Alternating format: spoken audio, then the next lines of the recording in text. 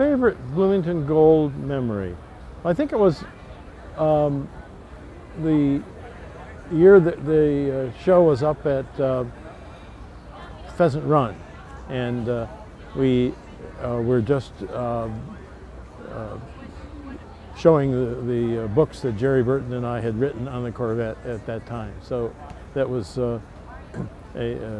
book selling and hawking books was new to me, and it was a lot of fun to be there and to do that. But that was a much smaller show than what we have here now.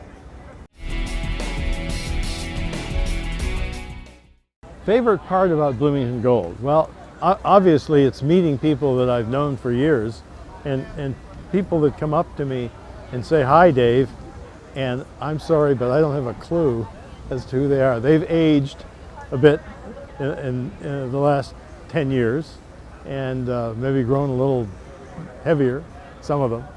And a few of them I remember, a lot of them I don't, but they're good about it, and they reintroduce themselves, and we have a great little conversation, and we go from there. So it's that, it's certainly the cars, and just the huge amount of activity that goes on around the cars. I mean, all these vendors here are here for the love of Corvettes. Yeah, I get that question all the time, my favorite Corvette, and I look you right in the eye, and usually it's somebody that's old enough to be married and have kids, and you say, "Well, tell me which one of your kids is your favorite." And you may have one, but you don't dare tell anybody.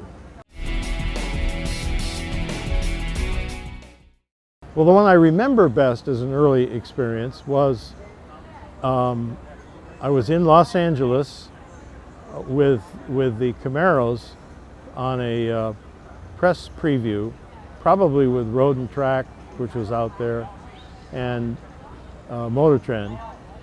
And the car that I had to drive was out of the California PR office, and it was a 1970 LT1, which was their small block hot rod.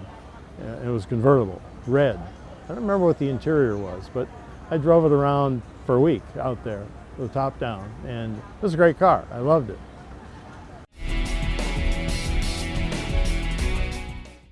You know, I've been involved with Corvettes, let's say, since the early 70s. So there's 25, 35, there's 40 years of that history that I have familiarity with. And I don't think it's changed that much. The cars have become much more sophisticated, much more finished. I mean, take the C7 as the example. They're much more complex. So I don't think you see as much within the hobby of people modifying their cars for performance, because they're already there. Now there's a few guys that can't stand not to have 1,000 horsepower, which is fine, but you can't use 1,000 horsepower, you can't get it to the road below 100 miles an hour. So you're really dealing with a car that has its capability out there someplace, not down here where you can drive it legally.